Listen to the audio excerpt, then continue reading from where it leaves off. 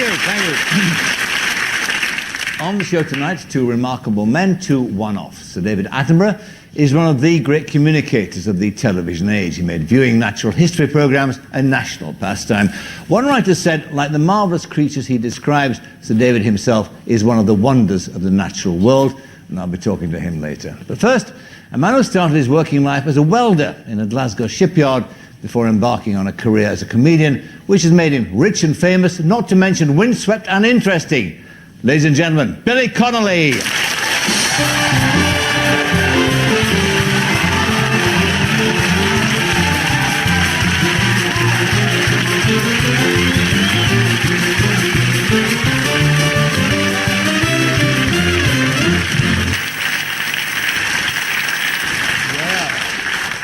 Who would have thought? Who would have thought, eh? After all these years. This is déjà vu. Absolutely, it certainly is, my word. That's a wonderful soup. Do you like it? Is it crushed velvet? It's crushed velvet, yes. Lovely. I find as the years roll by, yes, that blue isn't as kind to me as it was. I need something to reflect a bit of colour in my face. I've got the winter plumage on now, you know. But this stuff, you come to the conclusion, if you're me, that do you really want to look like Ronald Coleman? Or do you want to wear some clothes and be at the end, be in this bit of the century? Because men's clothes are so drab and beige, and I thought, let's go for a bit of colour. I did this many years ago. You've seen me in various outfits. I have. And and it cheers me up, you know. When I put my clothes on, I go, yes! Even in the house, I go, yes! And I wear my slippers. I go, oh, I've taken a sudden love for slippers. The Harris tweed ones with Pirelli soles. You know those, my favourite, I can't find them anywhere, is the ones with the boots with the zips. The trouble is, when you put them on, you never leave home again. It's unbelievably comfortable. Say, hey, Billy, come on, we'll go to Vegas. We'll do this. Nah. I think I'll watch Panorama. Now, you've lately arrived on these shores, about a couple of days ago, from Australia. I was from Australia. My favourite place in the world, I think. Mine too. I love it too. What, jet lagged or what? I'm very jet lagged. You think it's over, you know. I'll never understand it. I've tried all the tricks, and even who told me about? Was it Bobby Charlton? Jackie Charlton told me if you put brown paper in the soles of your shoes. I've done all that. I just feel like a tube when I do that. There's no cure for it, so what I do now with jet lag is I ignore it completely, and it just comes in and reminds you, and you don't like fall asleep all the time, but somebody will be talking to you, you look bewildered, you know. You just lose the will to live. You know that expression. You know that expression when like David Attenborough he'll be up the Orinoco or the Juba Juba River, and there's guys who've never seen a white guy or whatever, and they're all there in the beige safari suits, right? And the guys, that expression, when they pull the camera out, the guys go like that. It's a sort of Labrador. It's an expression that dogs usually have. Well, I get that every now and again. Plus, I've got a disease, a disorder. A disorder. I think. I have. I bet some of you have got it. It's a very popular disease. It's called sleep apnea. I die in my sleep. Now, how do you know you die? My wife told me. Oh. See, it's one of those diseases, it's just snoring, basically. Although I don't just snore, I go like a normal guy. But then I go. She leaves it, now it can be 2 minutes. She's just about to dial 999 and I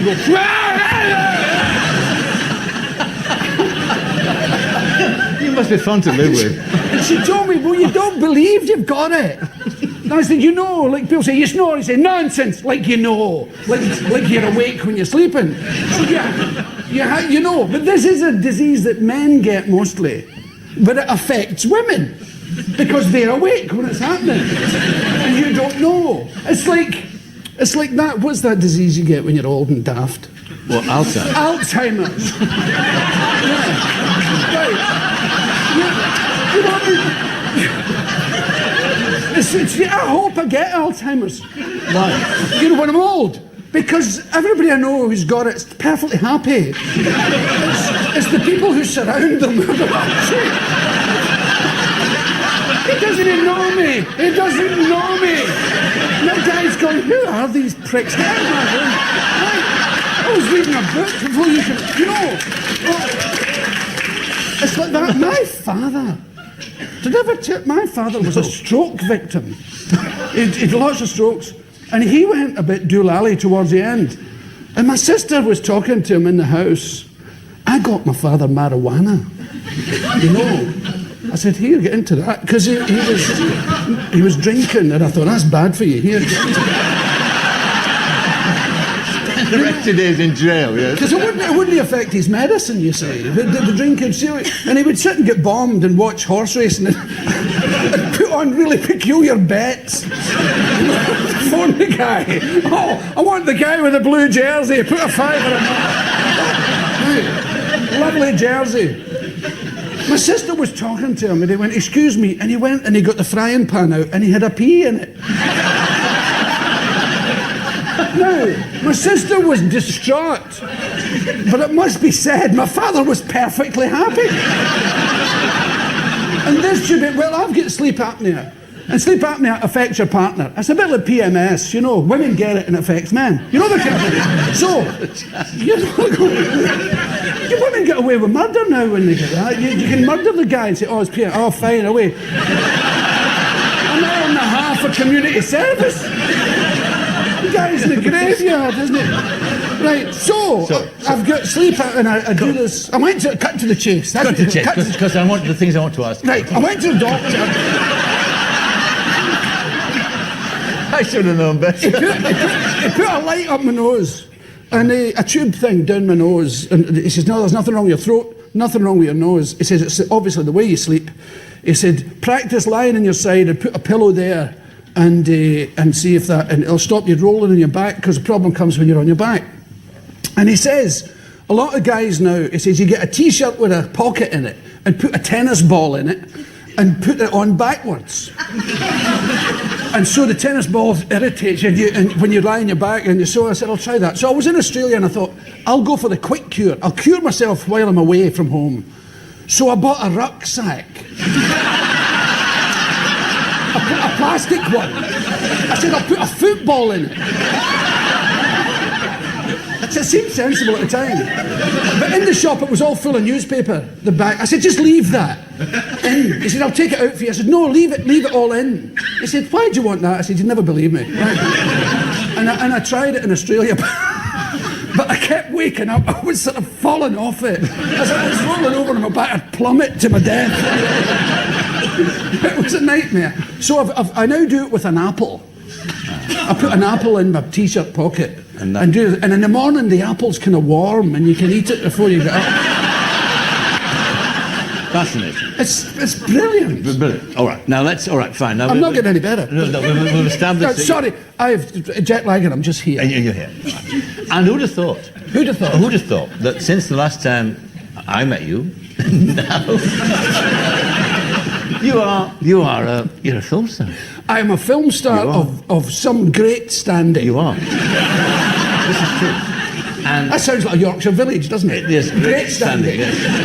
And Mrs. Brown, the film that's I think I don't know if it's on release anymore now in England. It's probably sure to go into video, I would imagine. It probably will be soon again with Miss Judi Dench winning the Golden Globe. That's right. Well, I loved the movie. It was a smashing film. It's a smashing film, isn't it? It's great movie. Yeah. It was a brilliant time. It's a lovely. Judy and I think it's a sort of a modern Brief Encounter. Probably my favourite film of all time. Oh, you like that, do you? I love Brief Encounter. What about those accents? I can't get on with them. My wife and I kid on, you know. I used to do this thing. Oh, instead of saying excuse me, I'd say excuse one. You know, oh, excuse one. Right. And then when we're lying in bed, I would say, one loves one. And she'd say, one reciprocates with ardour. And then my line is, one would love to give one.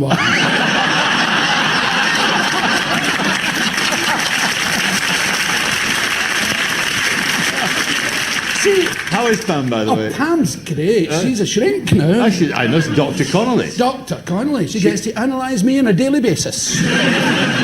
She's a sexual psychotherapist. She's a psychotherapist, and she specialises in sexual trauma, and she speaks dirty to men all day. Fascinating job, I bet. It's a brilliant job. Does she do any field research with you? Yeah, she does research on me, but I'm kind of boring sexually. Are you? Yeah, I would love to be more weird. You know, I've got a sex life like a pigeon, you know. It's a very quick affair. And then straight into the dying.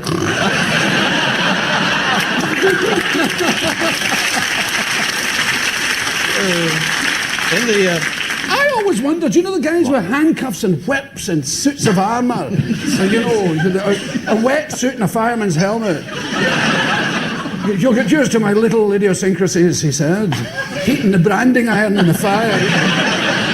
Be with you in a second, my dear.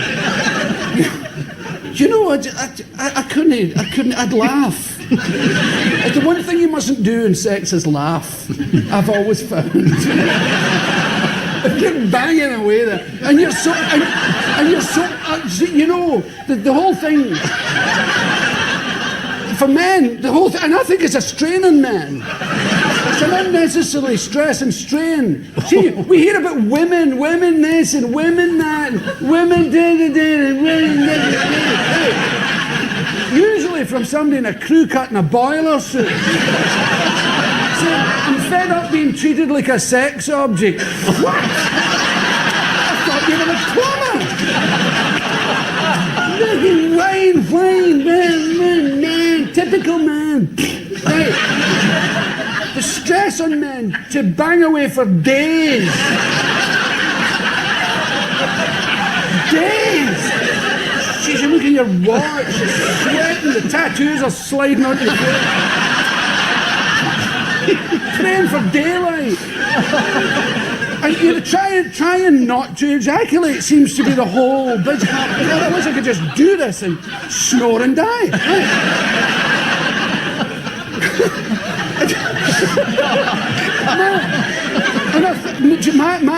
Men have many methods. Some people think of the FA Cup team of 1953.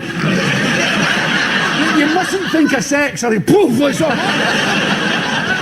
I do the 9 times table. I got to 81 once. I did a lap of honour round the bed.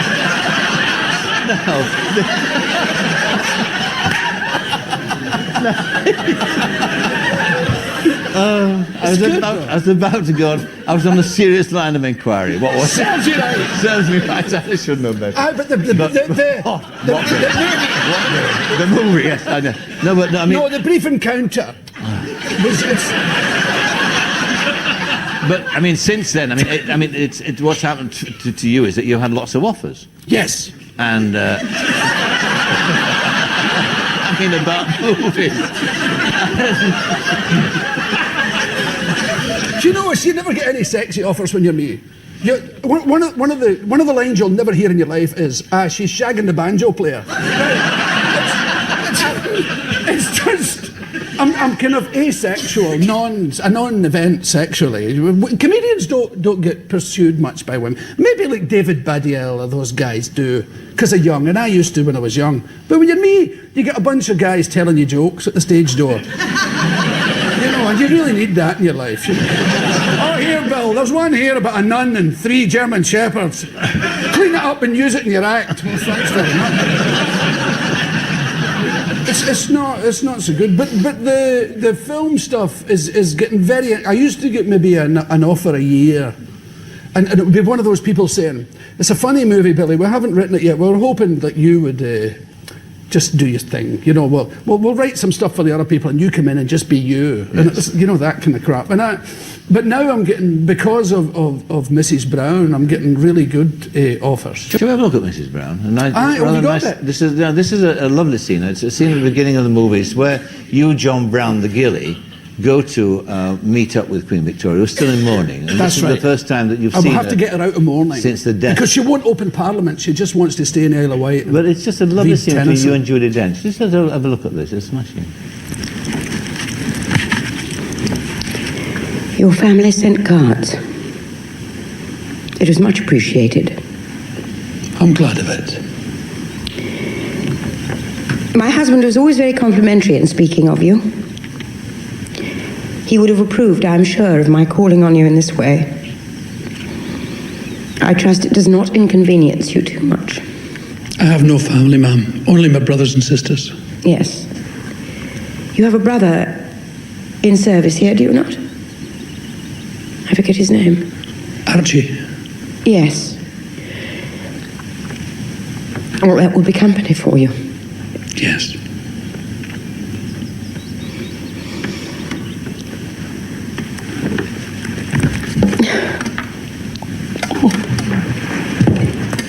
Honest to God, I never thought to see you in such a state. You must miss him dreadfully. You do not. He... Get him out! Get him out! Get him out! Get him out!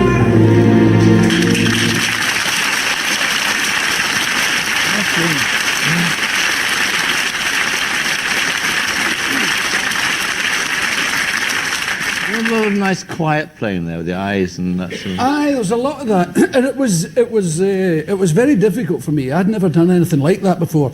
But working with Judi Dench is extraordinary. I'd read a lot of things about acting and that method stuff, and it keeps saying, don't act. Whatever you do, don't act. Be you, be you. Get into the character and then be yourself. Don't be caught acting. I thought, my God, how do you do that?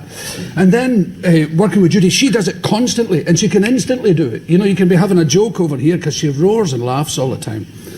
And then straight onto the set and she does that. She did that 6 times, that scene. Exactly the same every time. The pathos and everything was exactly that. It was so impressive. She's a genius. And I hope she gets an Oscar. Is that what you want to do in the future now then? I'd like to do more. I always want to be a comedian. I like being a comedian. And that's where I make my money. Sure. My manager thinks film's an expensive hobby, you know? It's because you don't get much money unless you're, of course, you know, one of the big shots. But I'm not one of the big shots. And so I love doing it. I love the exercise. I love the discipline of it. But I want to be a comedian always till I'm an old guy. But what's left for you to conquer in terms of comedy? I mean, I don't really look at it like that. You don't? No, I get as much from Shetland as I do from the Albert Hall. Every bit as much, maybe more.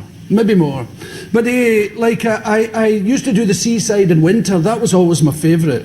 Doing Ramsgate and all that in the middle of the winter, and it's just a brilliant thing to do. You know, as you're driving up to the theatre and the foghorns are going at the seaside, and it's looking all misty, and the people are all huddled up, and you go in and it's hot, and you go and they're all crying and laughing.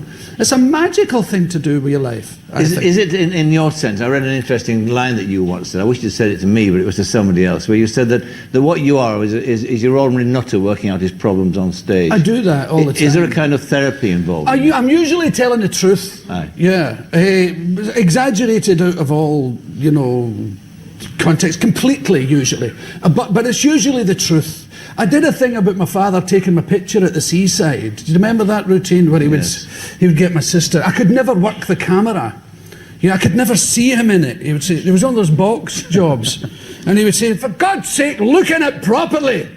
And I'd look at it, oh Christ, I can't see. I could only see myself looking back, you know. And he would be with my sister and he'd say, wait here. And he'd go up and he'd whack me, you know. Now take the bloody picture, right? And he'd go back. And I would cry.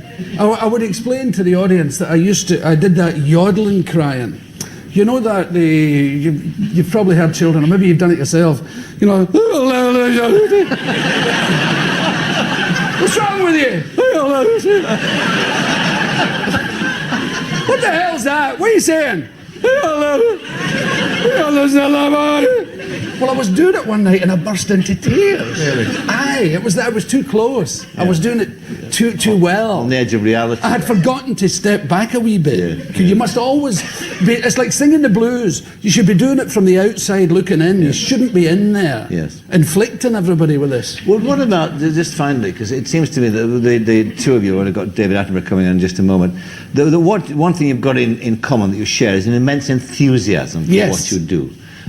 You never lose that, do you? I don't. You never get jaded about what I have it for life generally. You do? In my life in general, I'm an enthusiast. That's why I love America and Australia, the land of the optimist. I love optimism. I loathe pessimism. And it's funny when you come back to Britain, when you live elsewhere, and you put on EastEnders or something. My God, what's wrong with the lighting, you know? God, creeping about, these dull people lurching from one scene, from AIDS to divorce to junkies. You say, come on, lighten up a bit. You know, and I'm a real believer in optimism and showing, and I love to tell kids, I love when I'm in Glasgow and say, listen, you could do this. I know it's a fancy suit and all that. You could do this easy. Because I used to be I lived in a housing estate. You can do it. All you need to do is want it. So they should be telling children to want it. Aim as high as you like. You can get. Americans do it constantly. Australians do it constantly. Should encourage children to be optimistic. Because if you just keep drearying them down, that's the result you're going to get. Because I believe you get what you believe you're going to get. If you believe it, it will happen. I'm living proof. It's the truth, I'm telling you.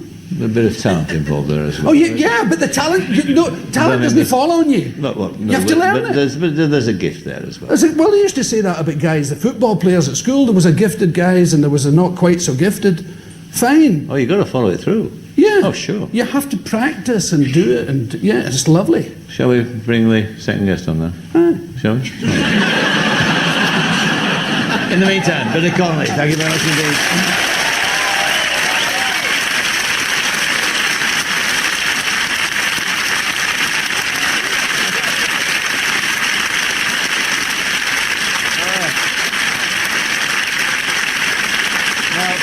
Television at its best both educates and entertains, and my next guest is its greatest practitioner. One writer, trying to capture his infectious manner, asked who else could stand knee-deep in bat dung exuding enthusiasm. Another critic observed that no one was responsible for showing more sex and violence on our screens than he. Ladies and gentlemen, Sir David Attenborough.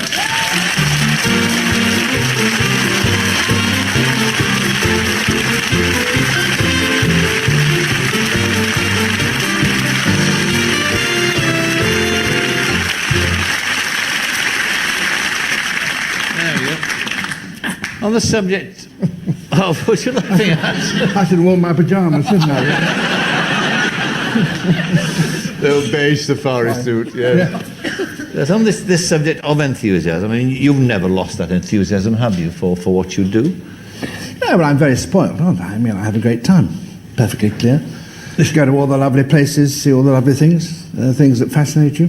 I mean, the time you're tired of watching a bird of paradise display or seeing 10,000 flamingos or chimpanzees communicating to one another and doing that. I mean, that's not very difficult to be enthusiastic about that, is it?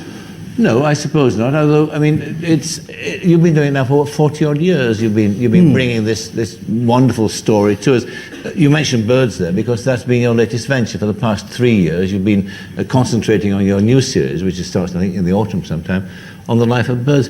What's so special about them? I mean, we take them for granted, don't we, in a sense? We live with them, they're around us. They're absolutely extraordinary. Yeah. And he's quite wrong about pigeons. You know. Is he? The sex life of pigeons. The sex life of pigeons. Aye, well, it's all fancy for a long time, but the act is very quick. Do you know about penduline tits, if you know what I mean? Are you offering me something? The penduline tit is a small bird related to other tits in this country. Lives in Eastern Europe. Right. And the male and the female have a little nest, and they mate before each egg, see? And the female will lay about 6 eggs. But she knows that when her mate sees egg number 6, he will push off and find another girl who he can have 6 eggs with in another place. Yeah. You understand? So what she does is that she lays an egg one day and she hides it at the bottom of the nest with a bit of woolly lining. Yeah. Yeah. And then she lays another egg and she hides that. And the males keep coming back and saying, "Oh, only one egg." You know? I thought I'd swear yesterday. You know? And so he keeps going. This is true. This is wonderful. Keeps going until finally she has got all 6 there, and suddenly she whips off all the lining. You see, he comes back, and she has meanwhile pushed off because she's found another fella. And the male then says, "Well, where is she? You know, it's my turn to do the incubation." He's waiting for her to come back to incubate. She doesn't come back. So he says, "Well, I'm stuck with it, so I've got to deal with the kids because it's better for him to look after." Yes, that's true. So you're doing all right. You see. The same thing happened to my family. My father thinks I'm an only child.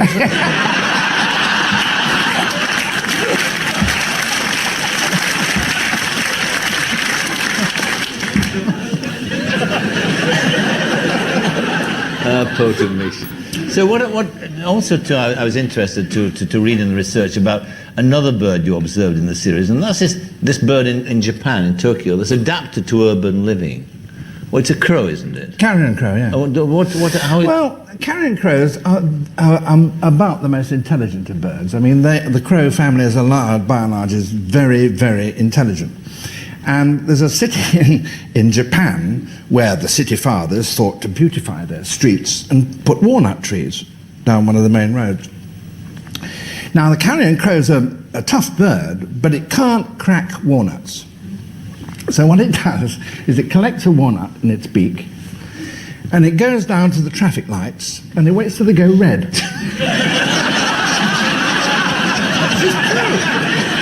And it hops down, and he puts the walnut underneath the wheel of a lorry.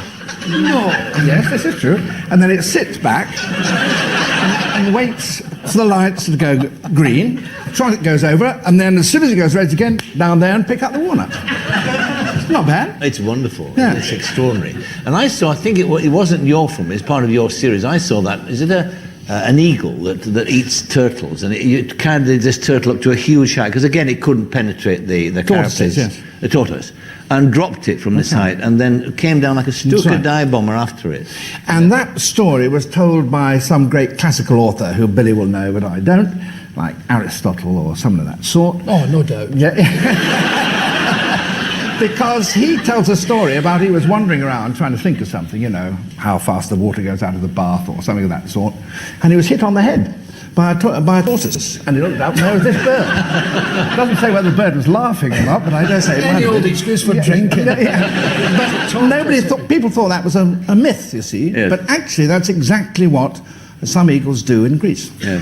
What about the business of the technology now that's available to you? I mean, again, I saw an extraordinary, I love these programs, I watched them all, and I saw a lovely program, again, about eagles, I think it was, where they've got a camera attached, a small camera attached to an eagle's back.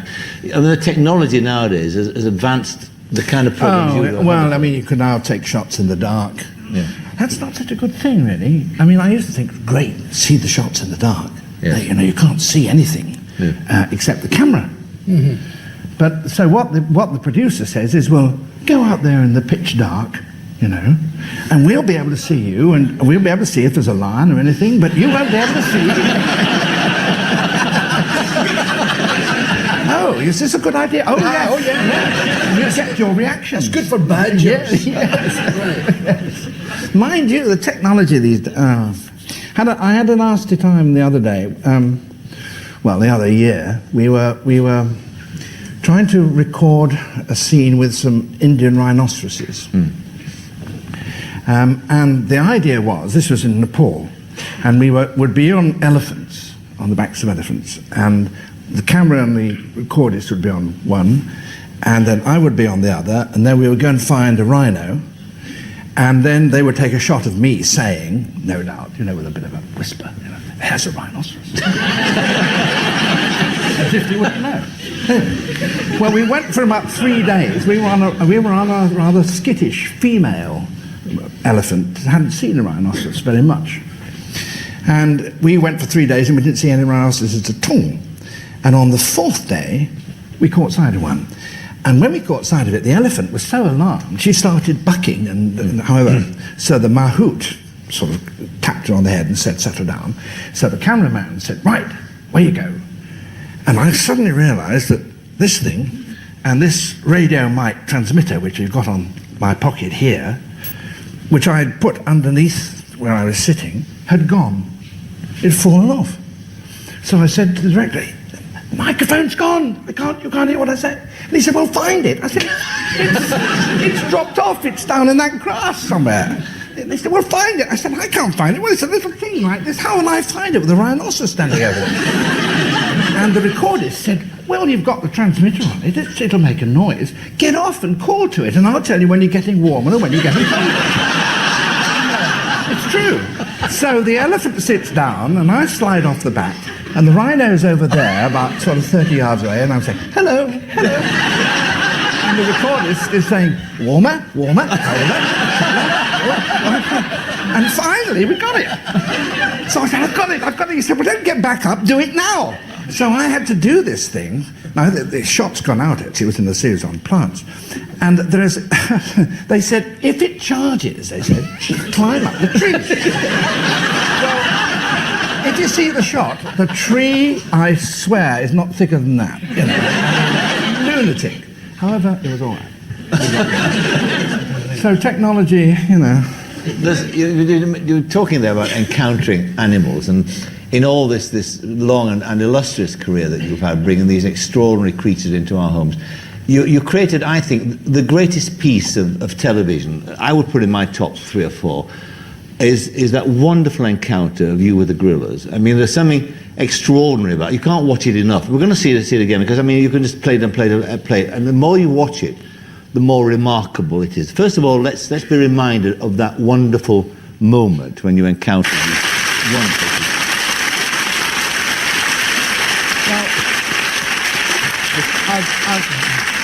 I'll tell you the truth behind that story.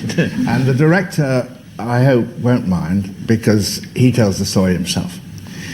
When I wrote the script, it came in a series called Life on Earth, and I wanted to show that it was very important in human beings to be able to have the thumb and forefinger, so you could oppose like that, because once you could do that, you could certainly strip trees of leaves, but also you could hold tools. So this was the key which led to the whole of human development, see. The opposable thumb. See, so I wrote this, and John said, I'd originally written it for chimps, and John said, I think there's a chance we could get you with gorillas doing that. Because Diane Fossey, who, you know, became very famous, she had habituated these gorillas, and we could get close. So after about 3 or 4 days of crawling around in Rwanda, like these giant stinging nettles and mud and celery and all terrible, terrible time. Anyway, we eventually got close to these gorillas, and you could hear them. I mean, there they were, and I came round, and they were just up there. And John said, now go up and give us the stuff about the opposable thumb and forefinger. And I said, well, you know, you mean turn my back? He said, yes. I said, John, they're big, they're gorillas, you know. He said, no, it'll be all right, don't you worry, you know. So I crawled up, and I got quite close, when suddenly that big female you saw suddenly sort of loomed out of this very tall grass and sat alongside me. And she went like that. And I thought, holy mackerel. Is this the moment to talk about the opposable thumb?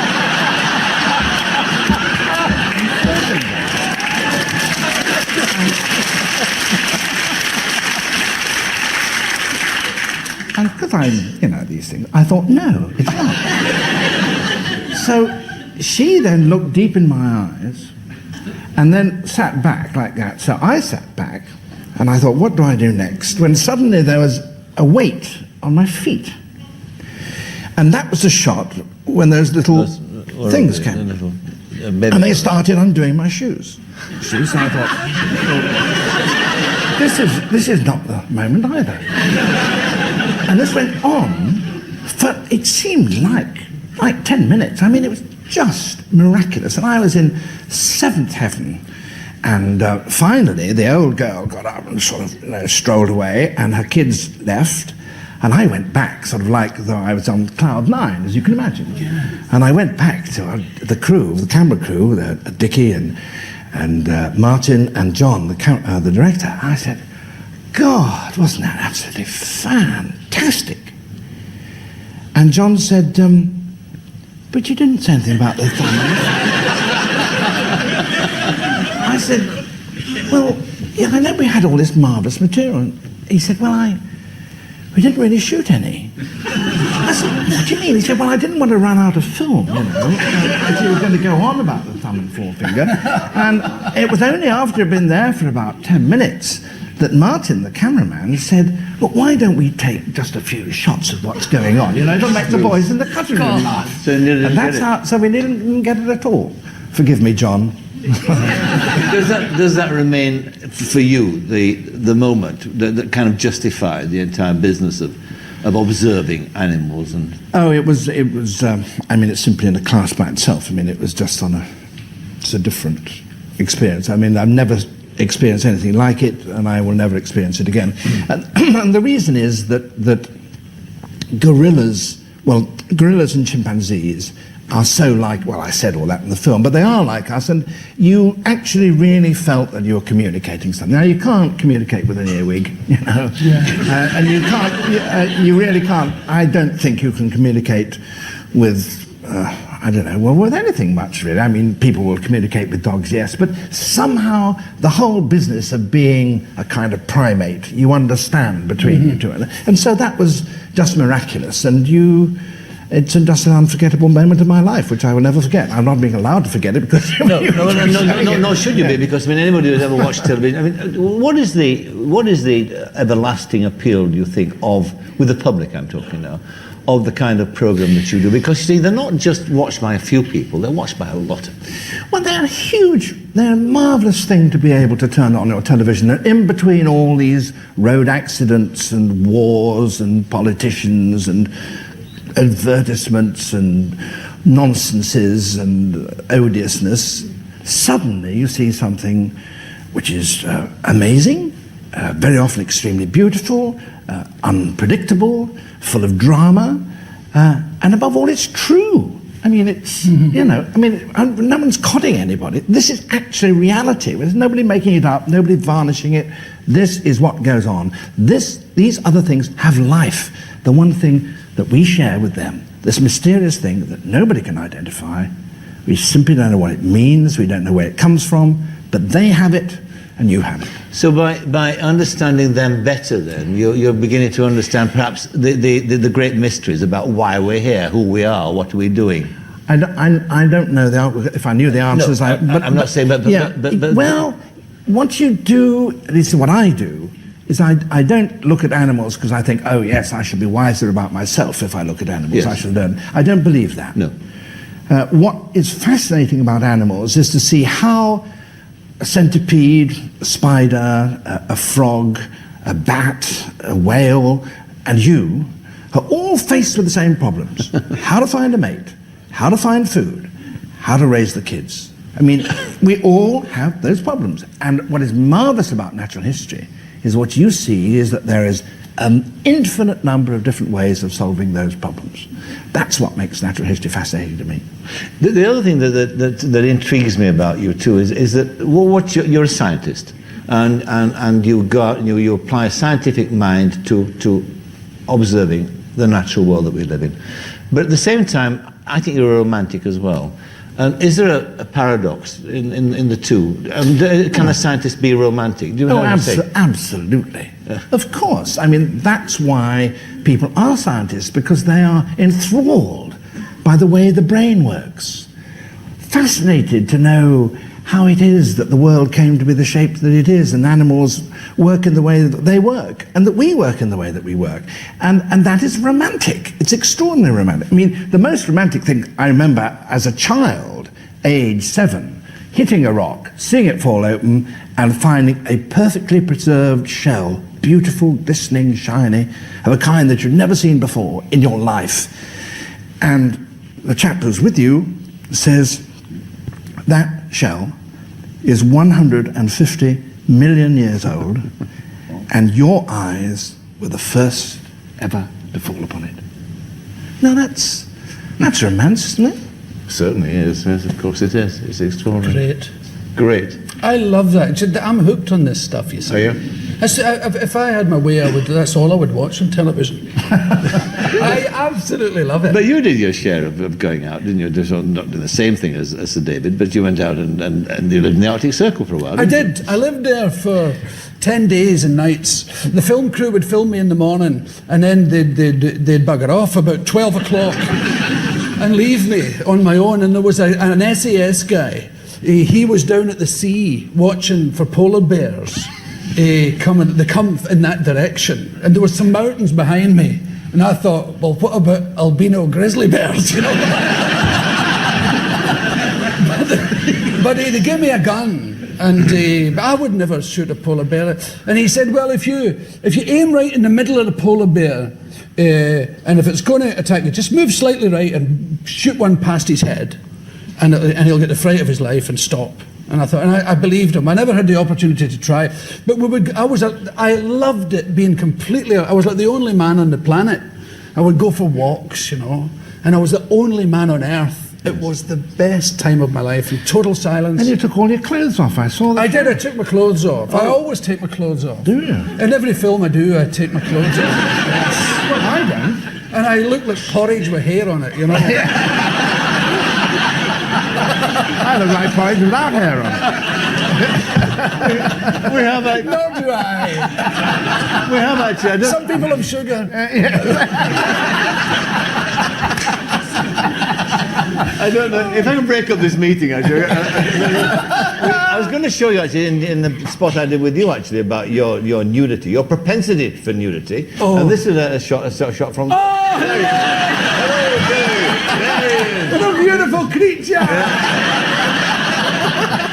That's a shot from Mrs. Brown. There's something about nudity that's undeniable. You know, it's just funny. Everybody's got a funny bum. You know, even these bronzed Adonis guys, when they run, the bum's a funny thing, and it just takes all. It's lovely. And now I insist on it and dancing. You know that silly dancing when you're naked. It's such a freeing thing. This is a new development. Yeah, no, it's over the past few years. Oh, and Jeremy Irons told me, you know, I did it in Orkney around those standing stones. There's nothing else to do. Well, not in Orkney, but with the standing stones, I mean, what are you supposed to do? You know, and there's a notice that says, it is thought that perhaps, well, that means you don't know what it is, do you? And I think you should throw that notice away and just put, we don't know what this is, try and leave it the way you found it. And I thought, well, let's dance round it. I mean, it must have been for something. It was probably for dancing round. So I danced round it naked. But Jeremy Irons was filming there, and I met him. We had a holiday together in Scotland, and he said, you'll never be, the locals are doing it now. They go up with the wee video camera, they go, right, there's no traffic, go for it, John. So probably...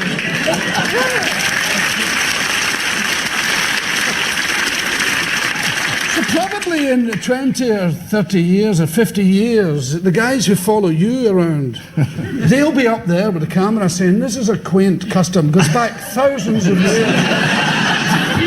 The dancing round the stones, nobody knows why. Are you worried, the two of you, that in this phrase now, dumbing down, there's been in television, that the kind of programme that you do will suffer?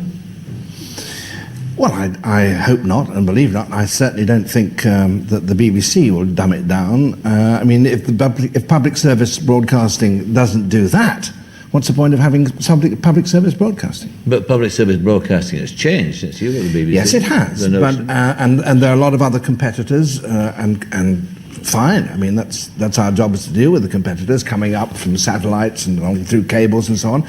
So a public service broadcasting organisation like the BBC has to offer something that no other network can offer. And doing serious things with some undumbed down content is the one thing it can do. And when it gives that up, then I would think that it hasn't got much reason to continue to exist. Absolutely. I think the BBC is outstanding. And all the fights to make it have adverts and all, and cheapen it and all that, I would fight it all the way. And the other thing, apart from educating and entertaining people that everybody thinks the media's for, the motto here is a nation shall speak peace unto nation.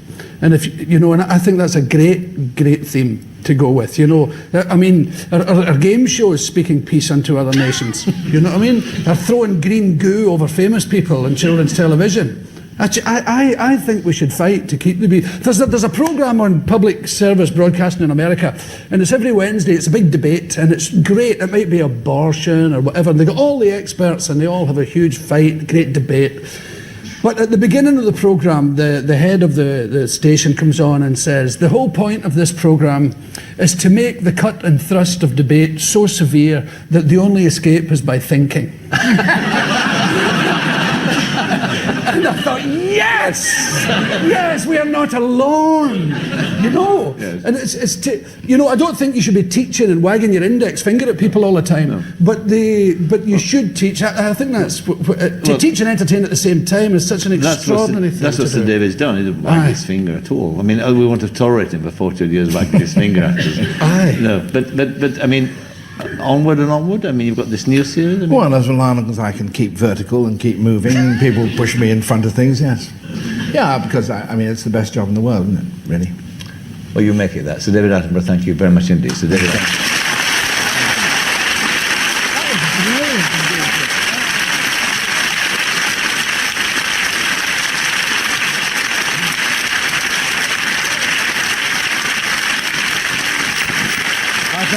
Billy Connolly and Sir David Attenborough. Next week, my guests include Gary Lineker and Patricia Routledge. Until then, from all of us here, a very good night. Good night. In fact, the pick of Parky next week is Robbie Williams, Ewan McGregor and Rory Bremner. That's next Friday at the same time, 10:20 on BBC One.